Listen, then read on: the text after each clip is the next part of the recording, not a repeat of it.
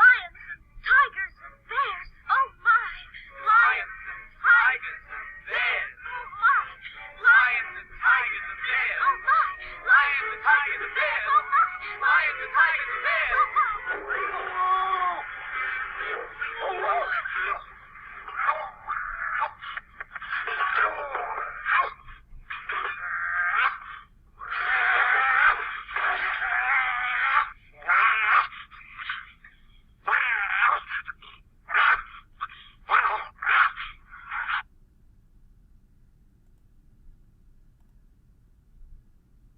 Alright guys, probably wondering why in the world would I play lions, tigers, and bears on mine, because they were learning about rhombuses, rectangles, and squares. Oh my. Yeah, I know, my mind is still funny, but it makes sense in my head.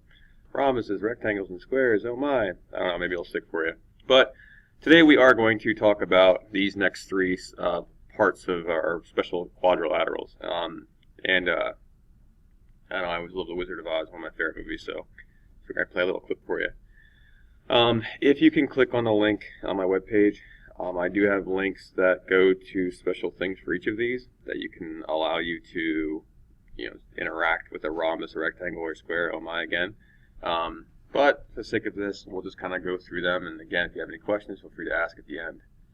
A rhombus is a parallelogram with four congruent sides. Oftentimes, you refer to this as a diamond. Okay, so I'm going to write down the word diamond for some of you guys. I would like you to call it a rhombus, okay?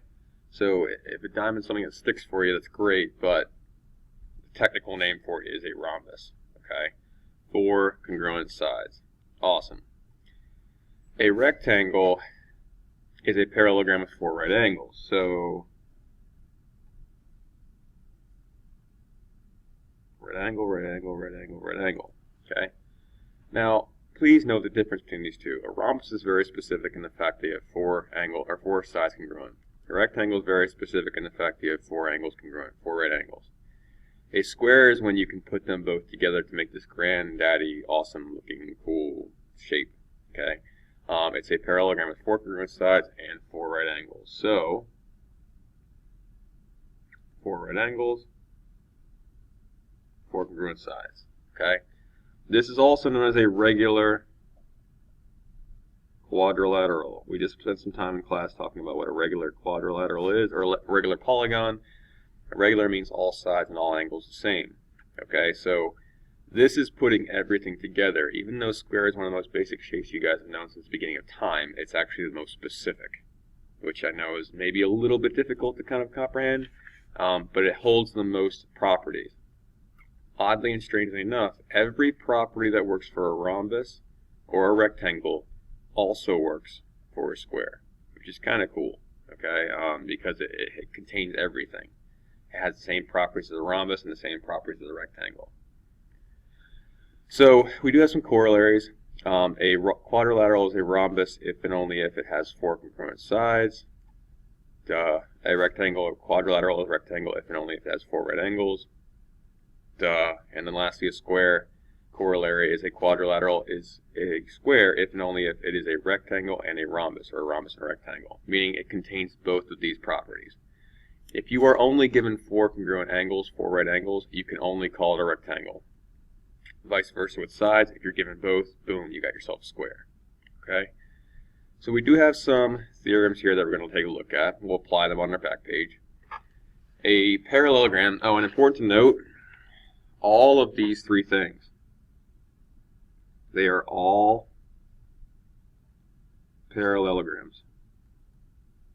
We mentioned this briefly in class, but like every single one of these is technically a parallelogram, which means everything we've learned so far for parallelograms can also be applied to these three objects, which is kind of neat. Okay, we're going to talk about this in more greater detail with our next section.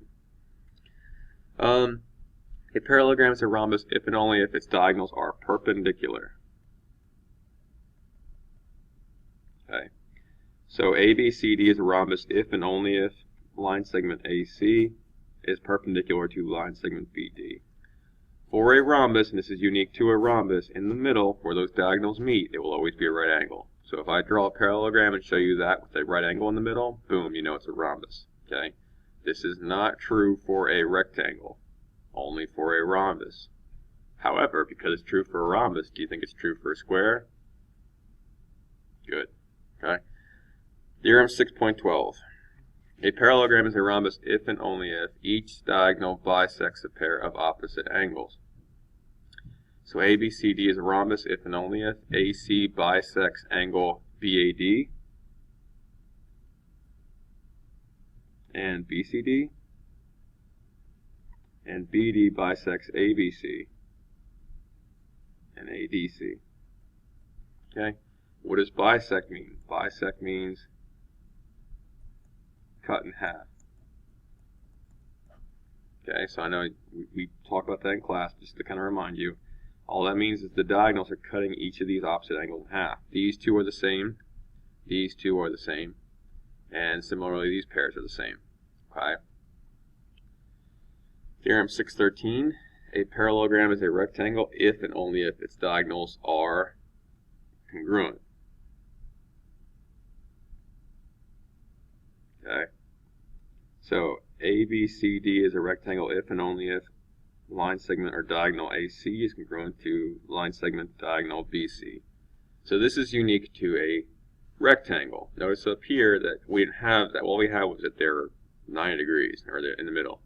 That was it, and it bisected other angles. Here, we don't have any of those properties. We only have the fact that they're going to be exactly the same. So if AC is 10, BD's got to be 10.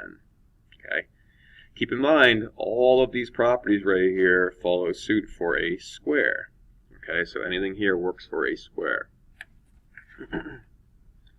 Okay, write all the types of quadrilaterals as a given property. This might be one of the hardest parts for you guys, and we're going to get some practice with this, so you'll see them here in the notes. I'll get some practice with you later on. The diagonals are congruent. Okay, well, we just talked about that. Diagonals congruent is a rectangle.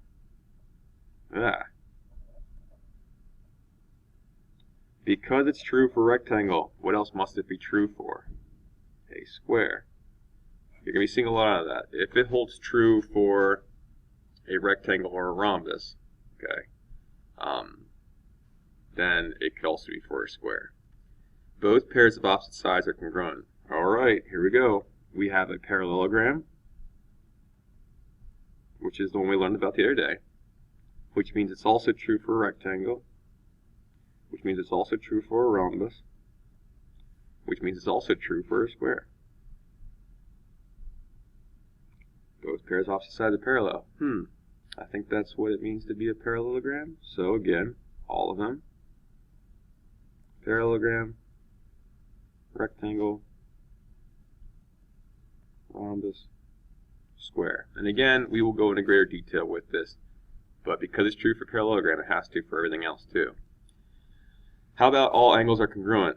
Well, we just learned a theorem on the other sheet. It's a rectangle, but if it's a rectangle, it must also be a square.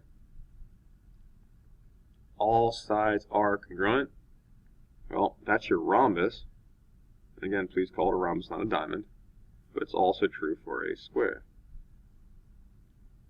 Diagonals bisect the angles. Again, if you flip to the other side, you'll see that that's true for a rhombus. But if it's true for a rhombus, it must also be true for a square. So you'll notice that, like, one of the things that all of these have in common is a square. It won't necessarily always be the case, but we'll get some more examples for you guys. But if you're talking about a specific thing, yeah, it does hold true a lot of times. Find the value of x. MN and OP is a square. So here's your two sides. How do I know their sides are on the outside? I can set these equal. 5x minus 8 equals 3x plus 14. I can subtract 3x over, I get 2x. I can add 8 over, I get 22. X equals 11. If you have the time, you may plug it back in. 55 minus 8 gives you 46. Okay. Same thing over here, 33 plus 14. 47. This is 47 as well. PQRS is a parallelogram. This is 2x and 10.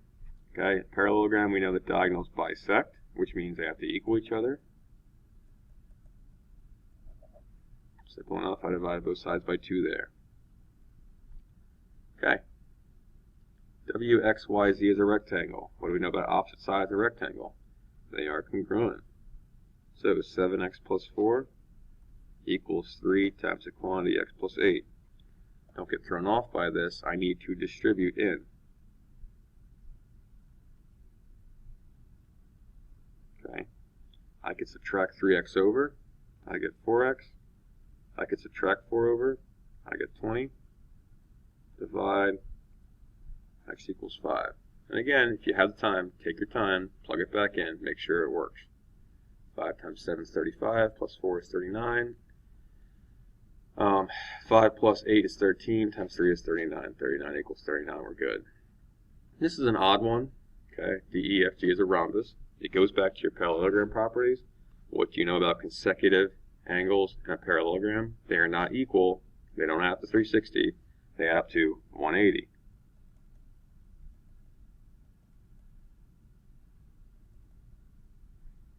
Okay, so here I can do combined like terms. 7x and 10x is 17x. Negative 28 minus 13 is negative 42. Oh, sorry, that's negative 31, negative 41, my bad. If I add 41 over, I get, let's see here, 221. And then 221 divided by 17, x equals 13. Okay? Cool. Very good. Alright, ABCD is a rhombus. They're only giving me one thing. Odd. Well, if we flip over here, what do we know a rhombus has to have in the middle? 90 degrees. Well, that means they're all 90 degrees. They're all perpendicular. So if you're only given one thing in the middle of a rhombus, you know always that it's just 3x equals 90. Okay? I can divide by 3. X equals 30. There you go. If I plug that back in, 3 times 30 is 90. We're in good shape. Finally, part F is the same thing as part C. It's a rectangle again. Opposite sides must be congruent. So 5x minus 13 equals 2x plus 17.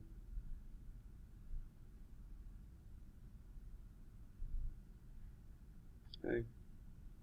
I can add 13 over. 3x equals 30. I can divide x equals 10. And again, if you really feel like it, you could plug it back in. 5 times 10 is 50, minus 13 is 37. 20 plus 17 is 37. Boom, you're good. So, basic properties of rectangles, rhombus, and squares. Oh my. Right? But we're going to ask you guys to know these properties. There's really only 3 of them. And then if you know them specifically for the rectangle or the rhombus, then you know they also hold suit for the square as well. But we will spend some time reviewing this. Today we're going to talk about this. Tomorrow we're going to hit our next section. But yeah, we should be good. So if you have any questions, feel free to ask. And as always, keep up the good work and good luck. We're all counting on you.